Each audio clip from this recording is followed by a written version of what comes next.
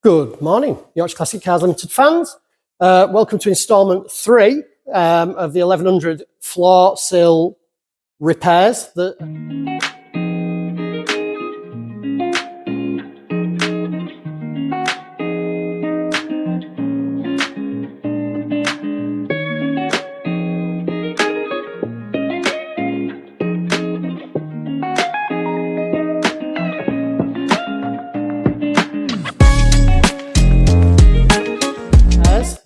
If you've watched the first 2 instalments, this won't make any sense unless you've watched the first 2 instalments, although you may glean some tips and tricks from it.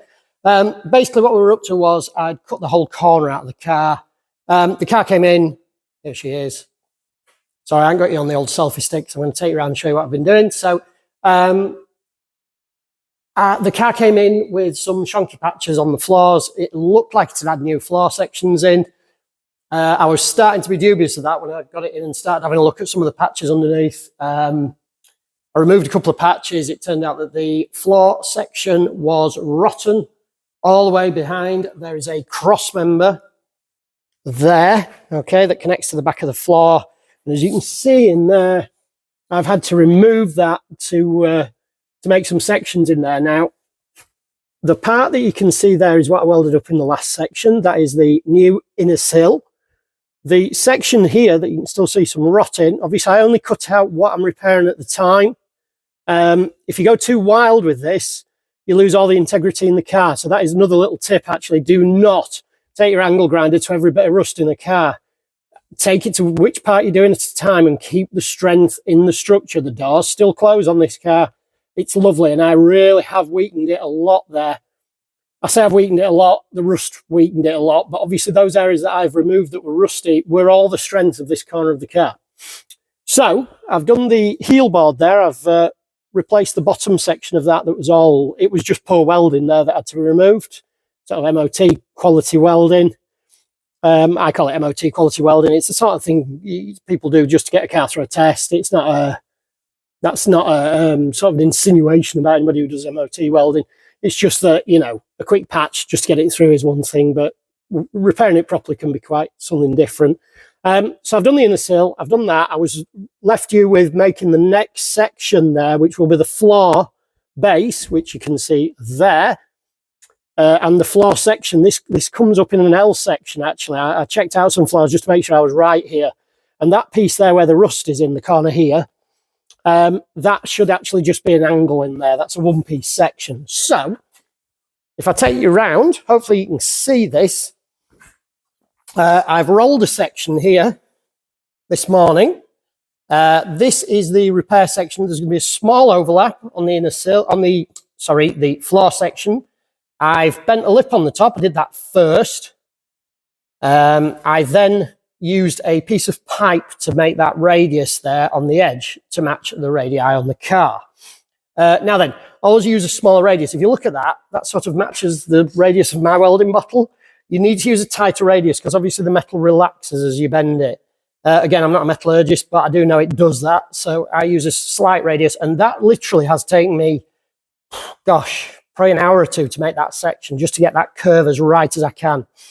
Now, could I clamp it in and pull it in? Yes, normally I could, but I'm going to make this as one whole section like it should have been originally. So this is going to get welded to that, which again is shaped. So this section fits in here, okay, obviously underneath thus. It follows the shape of the rust that I've removed there. The only reason I haven't done a big square cut out of there, or a big square with an angle on, is because I'm trying to keep these swages in here. Swages are put there for a reason. I saw something on the internet the other day and someone went, just whack them out, you don't need them. You kind of do. They add a lot of strength, they add a lot of structure, they stop the floors, drumming. Those are integral. Again, no manufacturer of vehicles ever just puts stuff in for something to do. Okay, it costs money to put that in there. If it didn't need to be there, trust me, Austin would not have put it there. So, this floor section here, hoping you're not getting blinded by the camera, fits in there like that. There is a small overlap. I still need to dress a piece under there. That's why it's not fitting up as flat as I would like it to right now. But there you go. That fits like that. The return lip at the back to fit up against there like the original. What I'm going to do in a second is scribe along that once I've made this section, and then cut this part off here so it's nice and level in the right depth. Obviously, I've left more material on there for the time being because, as I said before, it's a lot easier to cut it on the car at the right length. This corner will all be coming out here.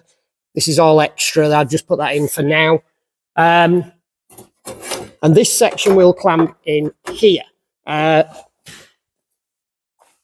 So that goes in there like that. Okay, so I paused you there a sec while I clamped it in because obviously I need both hands. If I put my phone down in the car, all the little bits of metal stick to the magnets in the speakers. Right, so this part here that you see my finger on, that's dented in. This section actually fits really, really nicely. It does need a little trim there. I actually cut too deep, so I've welded a piece back on there, purely because this radii is really nice. But when that's clamped together, that pulls in really nicely and that shape fits. Now, it's important to do that because I'm about to weld a flange around the edge of there, okay, which is a piece I've just cut here. So that's this piece. Oops, sorry, there you go. That's going to get welded onto here, like that, in that sort of dimension, so I can spot weld through to the back section again, as it would have been originally. And then once I've done that, and added the strength to that, now once I've done that, of course, I won't be able to change the radius at all. It will, that will strengthen that significantly. Then this section, he says, try to line it all up with one hand, will fit in thus like that. I hope you can see that. That fits reasonably well. There is a little bit of trimming to do underneath, as I say, a little bit of cleaning up, which I will do in a second, but that will all fit in like that, and that will box that corner in beautifully. It will be strong, it will be neat, it will be tidy, and then it's time to throw some paint in there and repair the section that goes over the top. But what I thought I'd do is set you up and show you how to put that flange on there, okay? I've done it in previous videos, but I think it's worthwhile because a lot of people wonder how you make those flanges. I've been asked quite a lot in the past. So I'm going to show you how to do that, and you can see the system I use. Okie dokie. So, if you can see the piece there, I've left it just on the workmate. I will be clamping this piece down to weld on, but obviously you can see it better off that. That's a piece of scrap steel. As you can see, there's some dents in it, and they're not easy to remove. So, this piece will sit, oops, just bear with me a sec. This piece will sit on there. Now the inner, I've made that nice and smooth and a good shape. Okay, so that will go on there like that. Now we'll absolutely overlap it a little bit like that. I've left a tiny little bit of extra material on there at the bottom because when I tried it in the car, I've trimmed just probably 2 millimeters off too much at the bottom. So what I can do then is roll that out with a blunt chisel and use it as a drift, and that will roll it out. The outside edge isn't smooth because that'll be so much easier to do once I've actually attached it. So what I'm going to do is I'm going to weld that way, okay? I'm going to weld it from the inside out. I've cleaned a little surface rust out of there. So I'm going to set that like that. He says, famous last words, wrong way up. I set that like that, I think.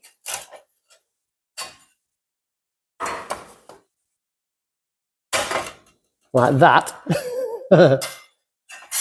This is a lot easier when I'm just doing it without having to try and explain it. And I'm going to weld it round like that, okay? And I'm going to weld it on this inside edge. Now, I'll have to set you up on the tripod because I literally can't do this with my hands holding the phone. So just bear with me while I set the tripod up. Right, so I've set you up on the tripod of doom there. You are perched precariously on the boot of my Capri. I'm just going to throw a cloth over the side of the car so I don't damage the windows, which is really wet for some reason. I appear to have managed to sit in some of my daughter's slime. Thanks for that, Emily. Not that she's particularly much of a welder. I'm sure she could do it really well if she tried, or had any interest one iota. So I'm going to cover the windows of the car. My car's behind it. I'm not really bothered if that gets spatter on it. I'd rather it didn't, but you know, the job is the job. So, all being well, let me just check that you can see what I'm doing. You can, I think. I'll just adjust your Tiny bit there. Oakley dokley. So, what I need to do now is set that so that I can weld that to here. Now, I don't have any clamps, 1 iota to hold that in place there. So what I'm going to have to do is hold that together as best I can and just get a quick tack on that corner. Okay, so not ideal, not recommended, and probably not that safe either, but one way or another, that's the way I got to do it. So, earth lead of truth on that. Again, good clean earth. You'll see I've cleaned the material again, best earth possible. I've turned the welder up to number 4 on a low wire feed. Can't help but keep handling this slime on my bottom. I do apologise if you see that. I haven't messed myself, I don't think. Might have done at my age. So I'm just gonna, there is no sort of tried and tested way of doing this. This is just, you have to kind of work it out for yourself as you go along. If I was doing this repair day in, day out on 1100s, then maybe there would be, but. So, got the welder ready. The tip is clean enough. I'm going to hold that on there. I am not going to use the mask, but I am going to look away. I'm going to weld that to the back edge, wherever I can get a joint. Now, it's going to try and burn me a lot. That's it, got it. Now, that's on number 4. The only reason that's on number 4 is because I want it to tack on really quickly. I haven't time to faff about. I just need to get a really good tack on there, clean and crisp. Now, wherever it's touching, I'm going to put another tack on the absolute highest power I can get away with.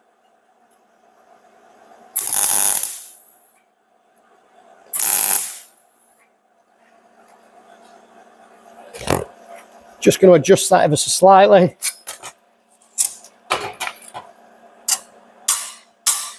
Obviously, when you're cutting the material, it does bend a little bit. I am trying to space it away a tiny bit, but I don't want to end up with lots of holes through it. So I can only go so far with that.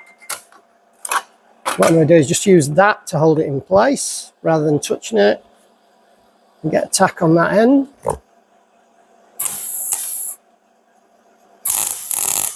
If you don't weld your mold grips to your work at some point, you're not doing it right. And then what I'm going to do,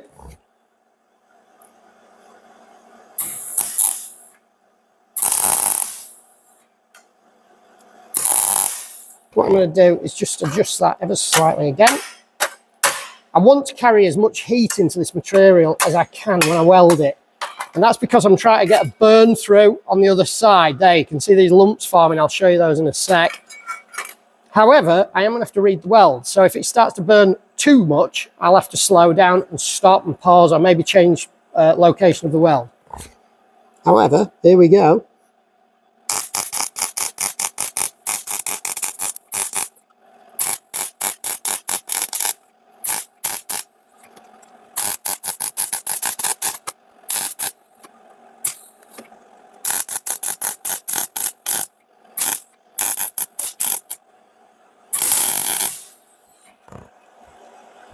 Slightly burnt through there at the end.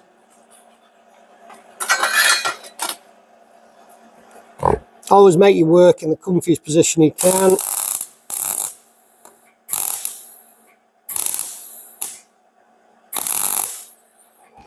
Just took a second to cool. Right. So, if I turn that off now, let you have a look at that. Okay. Obviously, it's hotter than hell. If you look round that now, you should be able to see it there, I think, looking through the camera. Can you see the continuous stream of heat there? That means there's no misses. Like if it dips down where the heat hasn't transferred all the way across, it means you've probably missed an area. Is it the end of the world? No, not really, but it's better not to do it. As I'm doing my dots, I do my dot, I watch the weld pool grow. You've got to watch your weld, don't blindfold it. And then I move it along about 1 millimetre. So I'm welding on to the previous weld pool all the time. Now this does result, especially with 0.8 wire, in quite a large lump of wire there that you have to grind back. However, it does make a nice hot burn. Now you can see through on the other side, you see this here, means it's burnt through, okay? So that means when I grind that back nice and flush, that isn't just going to fall off because I've ground all the weld away. It means the joint has burnt through all the way, and you can see the heat continuation the same on both pieces of material.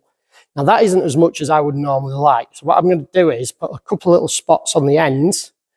Okay, that end burnt through, so that's one already got one. I'm just going to put a couple of tiny little runs in there. Now this is a fillet joint here. It's an internal fillet.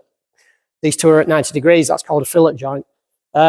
It requires more heat to do that, but it will make a nice neat weld. It requires more heat anyway because the weld inside has now increased the thickness of the material to about 3 or 4 millimeters. So what I'm going to do,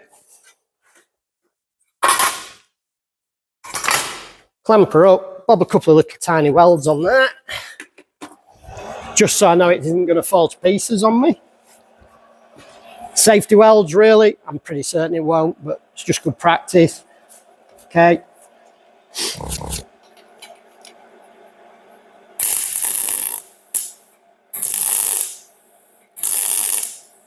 The problem is if I weld all the way around here like this,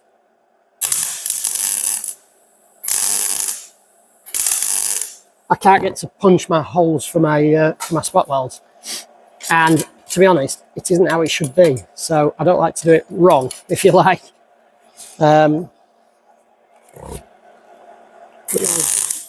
Just safety welds, really.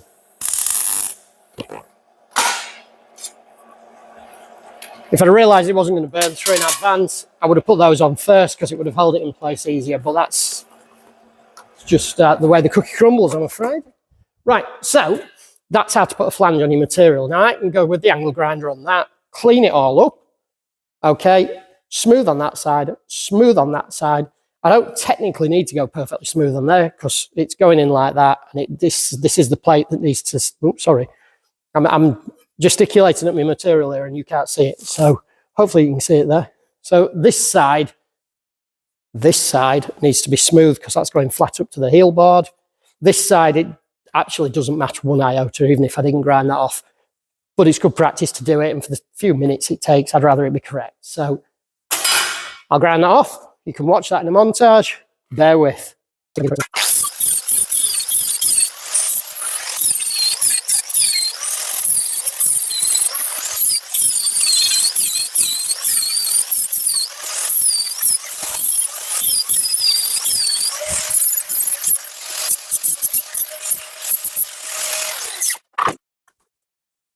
So welcome back.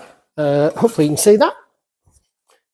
Very quickly took the edges off, and as you can see now, it's almost like one piece. Okay, so you can see that's nice and smooth, nice flat finish there where it's going to go up to the heel board.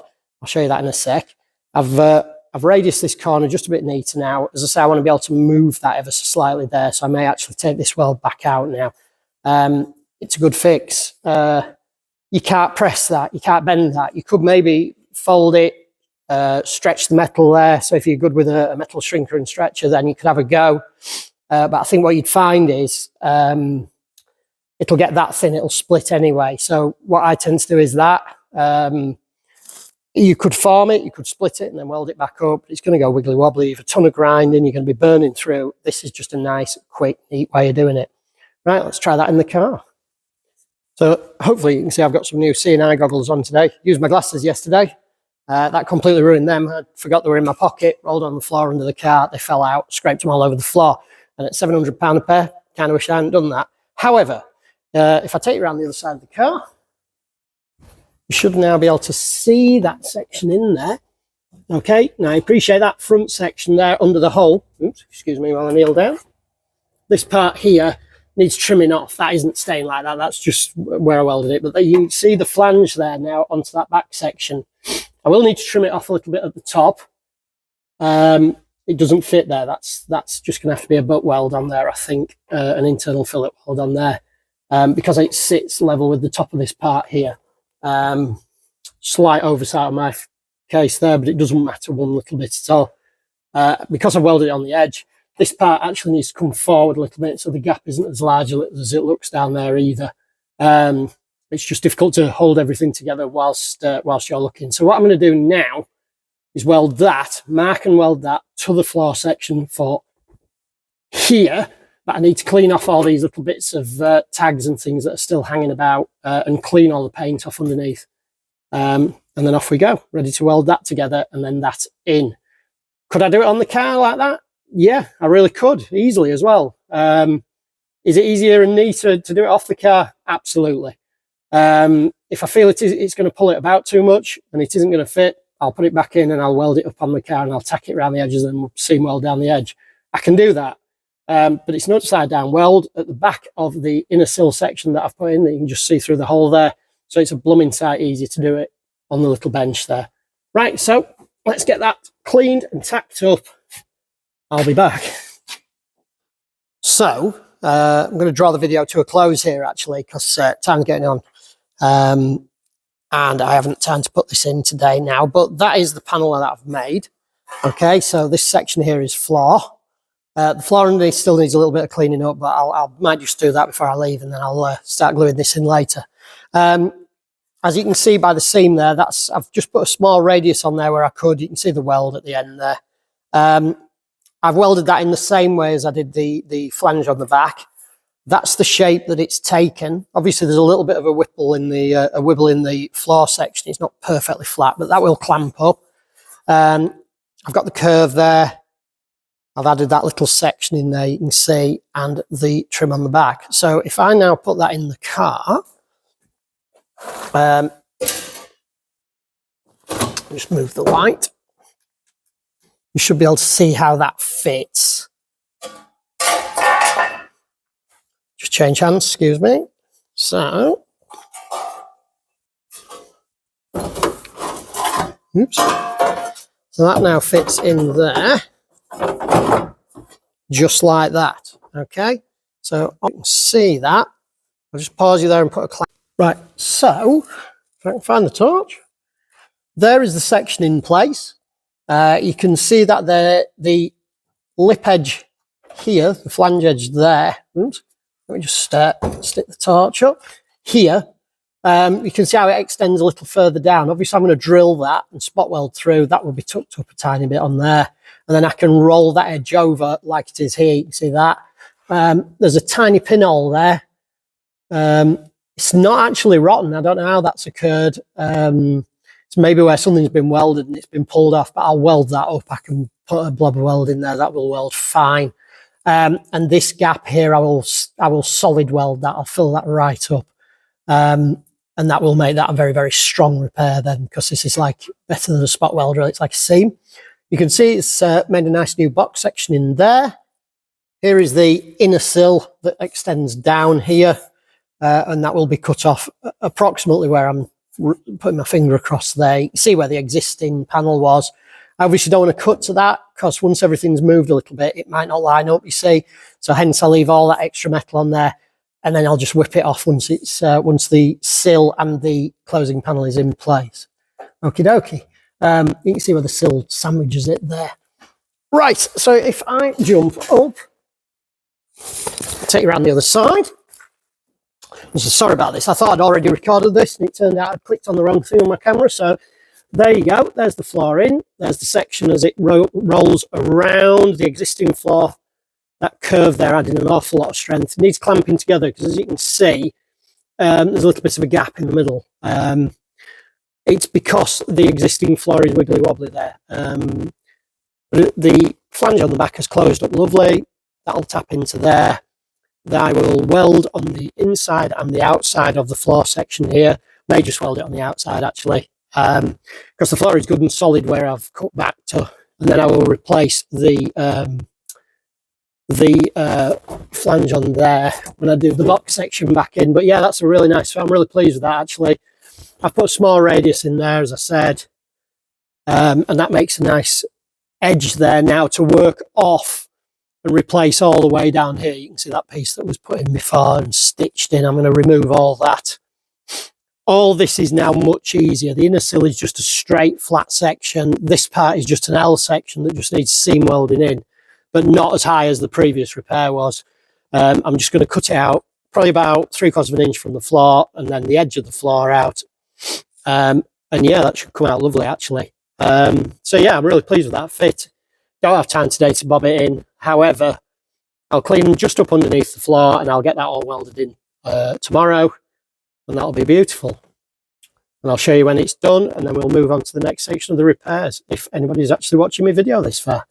Okie dokie, thanks for that. I'll sign off, pack up, and go home. Thanks for watching. If you haven't, please subscribe.